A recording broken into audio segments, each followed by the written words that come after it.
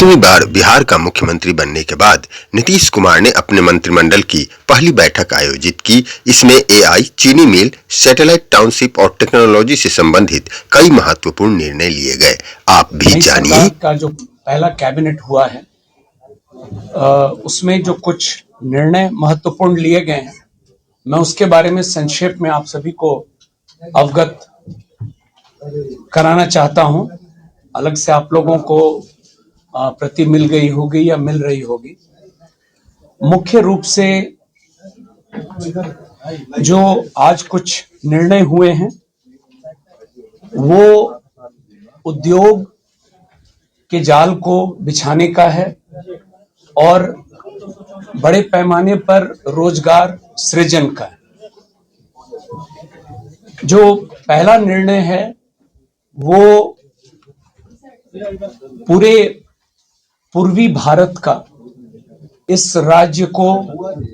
New tech hub के रूप में विकसित करना है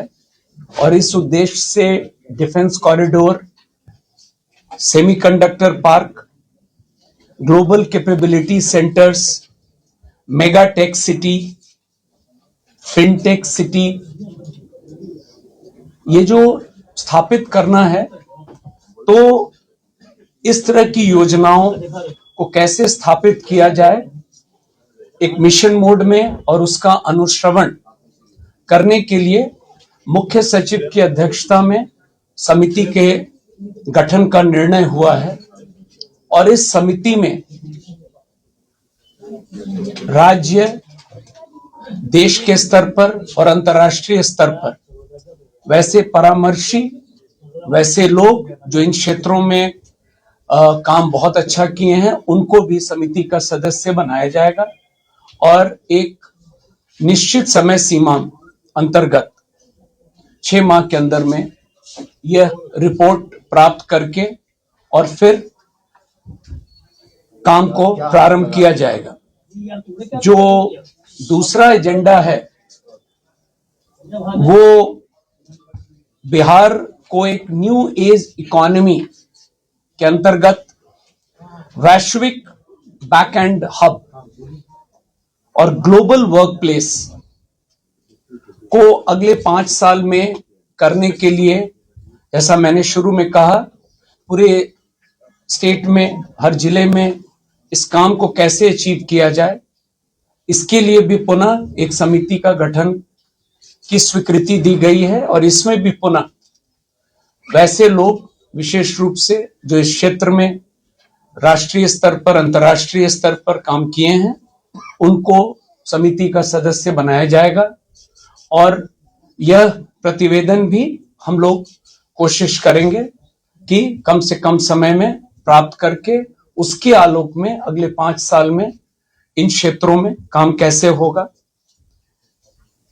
बिहार के अगला एजेंडा है, बिहार के ऐसे कई प्रतिभाशाली युवा हैं, आप लोग भी बहुत नाम जानते हैं और इनके द्वारा जो स्टार्टअप्स के काम किए गए हैं वो सिर्फ राज्य के अंदर नहीं है, देश और अंतर्राष्ट्रीय स्तर पर भी हमारे बिहार के लोगों ने बहुत बढ़िया काम किया है। तो अगला एजेंडा है, इन लोगों की मदद हम लोग लेंगे और जो समिति का गठन किया जा रहा है उसमें ये लोग भी रहेंगे और इन लोगों से अनुरोध किया जाएगा कि इनके जो एक्सपीरियंस है उसका लाभ हम लोग भी लें और यह लक्ष्य है कि बिहार के बाहर जो लोग इन क्षेत्रों में काम कर रहे हैं उनको बिहार के अंदर में लाया जाए ताकि रोजगार के अवसर और बढ़ें। तो आप लगातार देख रहे होंगे आज जो महत्वपूर्ण निर्णय उद्योग के प्रक्षेत्र में लिए गए हैं, मकसद स्पष्ट है कि उद्योग के क्षेत्र में तेजी से काम होगा ताकि रोजगार के अवसर लोगों को मिलेंगे और